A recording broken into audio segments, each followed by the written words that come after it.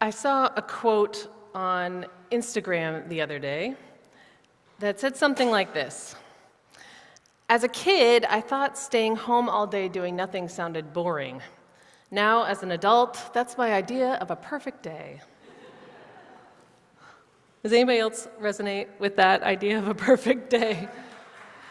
Yeah, it's a joke, right? Like, any of us who have actually had the chance to stay home all day and do nothing for an extended period of time, or as more often the case, any of us who've been forced to stay home all day doing nothing through illness or injury or unemployment or COVID or whatever other reasons, when we actually sit at home and do nothing over and over again, it becomes miserable really fast.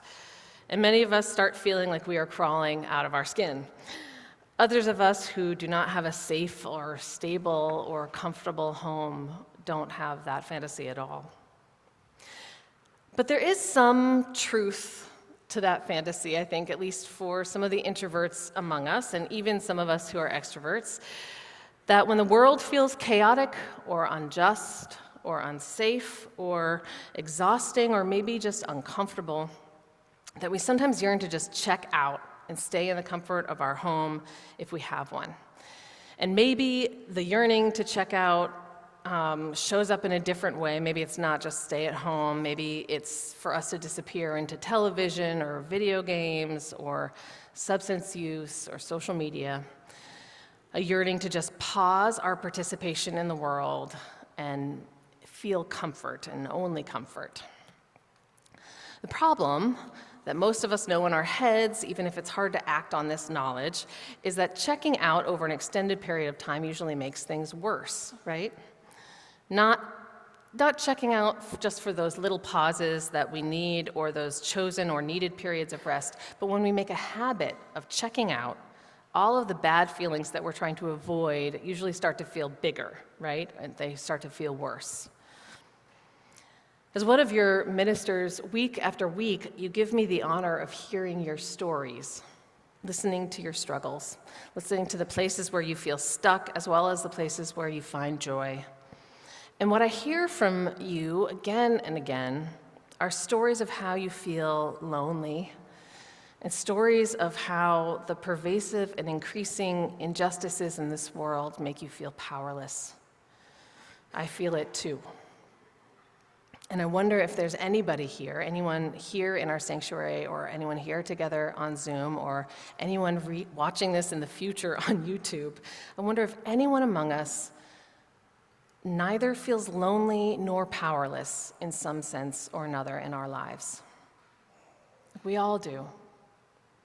Those with the most power in our country and our world, and I'm talking about political power as well as the billionaires who control most of our media, those with the most power seem to be waging a shock and awe campaign where most of the rights we value and all of the societal systems of care that have been built over generations are being attacked, rapid fire style, carpet bomb style.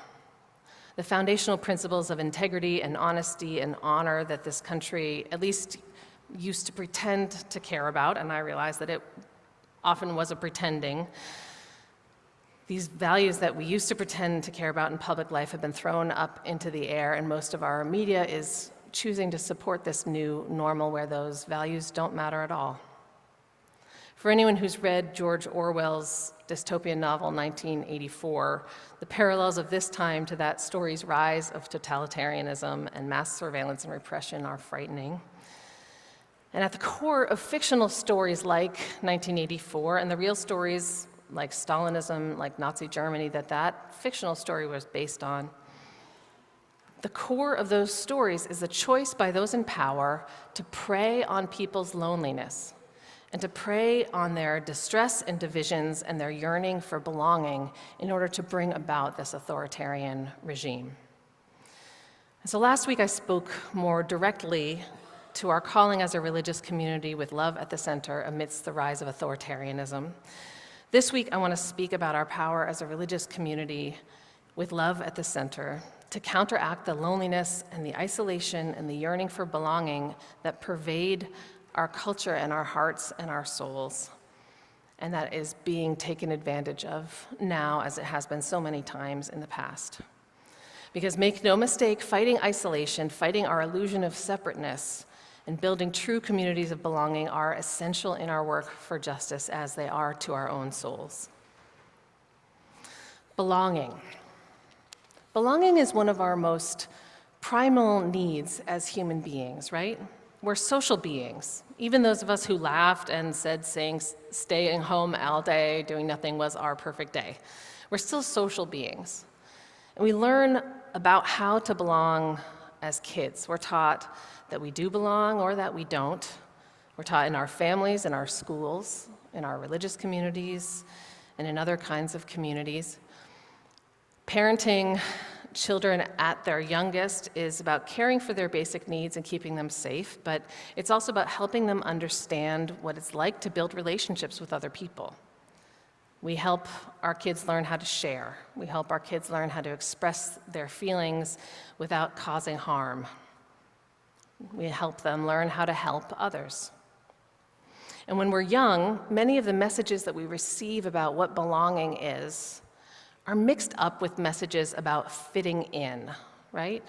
But belonging and fitting in are not the same thing.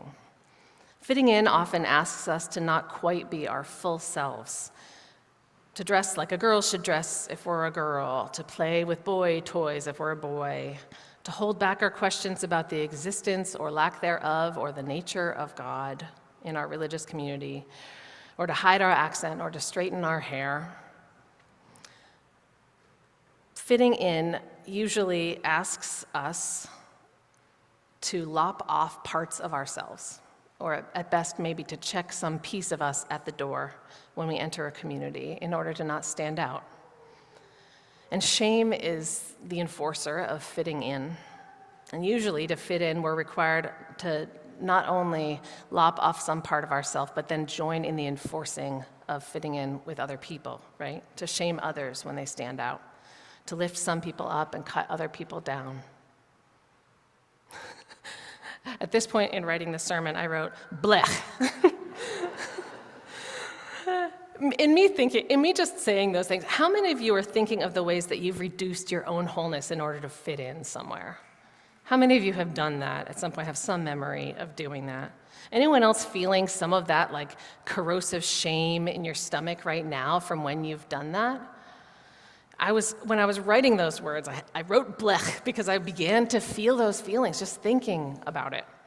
Feelings of anxiety and shame for the ways that I don't fit in even now, and for the ways that I have foisted this shame on others in order to hold whatever precarious place in a community I've held over my life.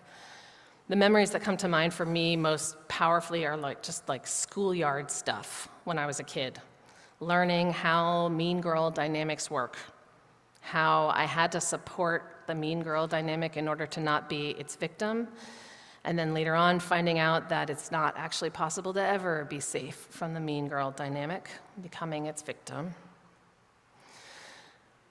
Can still feel that shame about becoming part of that dynamic and being its victim. And because we are taught to make ourselves smaller in order to fit in as children, many of us then spend a lot of the rest of our adult lives trying to understand and reconnect with those parts of ourselves that we lopped off or were shamed into hiding. As strong as those feelings of shame and anxiety are from fitting in, I would bet that most of us in this space, virtual space as well as in-person space, know the feeling of that liberatory joy from the time when we chose to be our full selves anyway. Do you all have memories of those times as well? Yeah. Researcher and storyteller Brené Brown says that belonging is an innate human desire to be part of something larger than ourselves.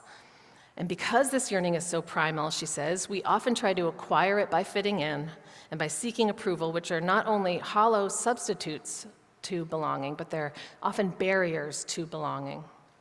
Because true belonging only happens when we present our authentic and imperfect selves to the world. Our sense of belonging can never be greater than our own level of self-acceptance. Our sense of belonging can never be greater than our own level of self-acceptance, she writes. We all yearn to belong. We yearn to know in our head and feel in our heart and deep in our gut that we are part of something larger than ourselves. And I think most of us know that in our head, but struggle with the heart and the gut part of it at different times in our lives. A colleague of mine, Reverend Elaine Aaron Tenbrick, spoke recently about some of the lessons that her congregation has taught her about belonging. And they resonated with me so much that I'm going to share some of them with you this morning. The first thing she says is this: the place of our isolation can often become the place of our belonging. The place where we most feel isolated can turn to become the place where we find our deepest sense of belonging. So often we have a sense that we're alone in something difficult that we're experiencing. It's so hard, and often we don't know what to do about it, and we feel like we don't know how to talk to even one other person about it. Reverend Elaine, in this sermon, told a story of how one after another, several people in her congregation reached out to her and asked to meet over just a short period of time, and one after another, these people all told her a similar story about what they were wrestling with alone. In her case, each person was beginning to worry that their spouse had dementia, and they each felt alone and they felt isolated, and they didn't know how to move forward in a way that honored their concern and also honored their own needs for support and the long process of diagnosis, which is part of the deal, and also their spouse's need for autonomy and privacy and dignity. It's a very hard experience to be in on either side of that dynamic. And each of these people felt so isolated, Reverend Elaine says, when they desperately needed connection. But they were each willing to share with one person. They were willing to share with Reverend Elaine. And because she heard multiple stories at the same time of the same issue, she helped them to form a support group for caregivers with dementia, of people with dementia. And in that group, they found friendship, and they found emotional support and a place to talk about strategies and share resources. And in that group, they found a powerful sense of belonging that sustained them as they embarked upon the deeply beautiful and simultaneously heartbreaking journey of companioning their partner through that diagnosis. The place of their isolation became the place of their belonging. And this is just one particular story in another congregation, but I know that many of us have a similar experience. Those of us who've come out as queer and found queer community find that the place we maybe had felt very isolated becomes a place of incredible belonging. I think that's true for people who find women's groups or men's groups, people who find BIPOC support groups, trans support groups, and all other kinds of groups like that. The place of our original isolation can become our place of belonging. The second lesson that she shared is this: that vulnerability is the birthplace of meaningful connection. And I think a lot of us probably resonate with that, even though it doesn't make vulnerability any easier, right? Vulnerability is the birthplace of meaningful connection. Well, it can feel much, much safer to only share the easy parts of ourselves, the polished parts, the ones that we're proud of, the ones that we feel comfortable enough to laugh at. We will never find deep belonging and meaningful connection if that's all that we share. We might be able to find a place to fit in if that's what we're willing to share about ourselves. But it's the honest truth of our struggles. It's our questions that don't have easy answers. It's the messiness of our lives that generates true connection when we share it with one another. And usually it's our struggles and our questions and our messiness that make us feel lonely in the first place, right? And when we share them, and I'm not talking about oversharing, I'm not talking about dumping them inappropriately in places that don't have the ability to hold them with care, but when we share what's challenging about us honestly and from our hearts, it can do something magical. Because we who are doing this sharing often find that the sting of shame we feel in holding shared. Once we share it, the shame goes away. And those of us who receive our sharing often find that something of, those who receive our sharing often find that something of our own humanity is reflected in the person who is sharing. And so we who hear a sharing like that might find new courage to share something that's on our own hearts. Everyone in that dynamic certainly finds that conversations about the real difficulties in life allow for the building, the building of deeper bonds than conversations just about things that are simple or shallow. So vulnerability is the birthplace of meaningful connection. And the third lesson I wanted to share from Reverend Elaine is this, and the grammar is a little bit unusual, so follow along with me. We belong by belonging others. We belong by belonging others. She writes that a lot of us have a story that belonging is something that's bestowed upon us by other people. Many of us wait around for belonging to find us, right? Or for belonging to be gifted to us by benevolent people who have already figured it out. And while we wait, we continue to be immersed in those feelings of separateness, and we tell ourselves that we're just going to wait until someone bestows belonging on us before we get involved with anything, before we make deeper connections. We wait, and we feel separate, and we think that somebody else has it figured out.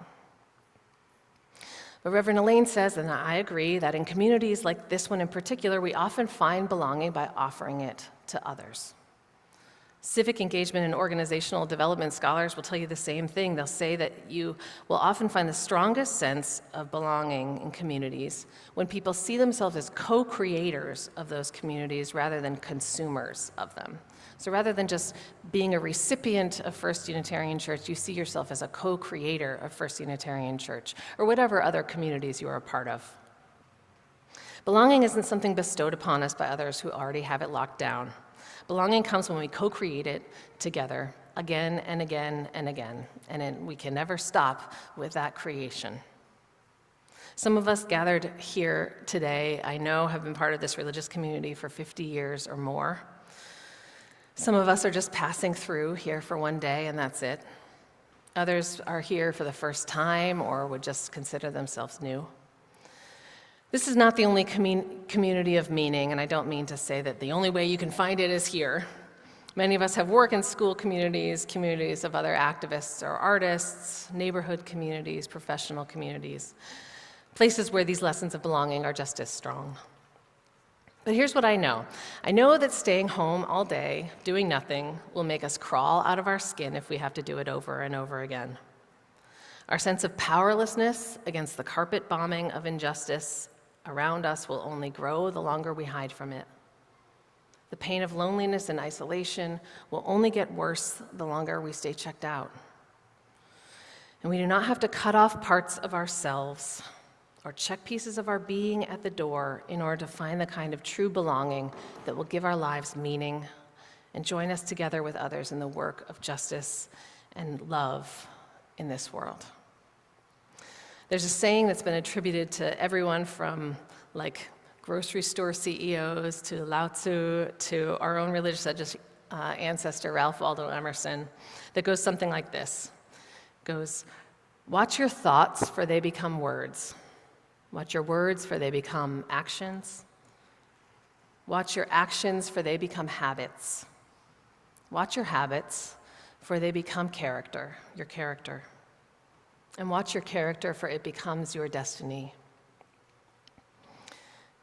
Each of us in this religious community tends to our thoughts and our actions, our habits and our character as best we can, and I would venture that each of us is always trying to do a little bit better to turn our thoughts through that cycle into the kind of character and destiny that we want to be known as our legacy when we come to end our lives.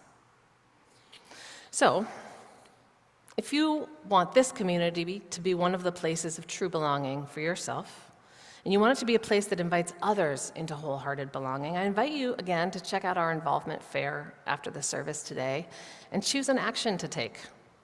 See if there's some place that calls to you there. You can sign up for something simple like ushering or working on the care team, You can join a musical group or lend your voice or your instrument to the beauty that we create together every week here. You can join a justice group, make a difference in housing affordability in our rapidly gentrifying city.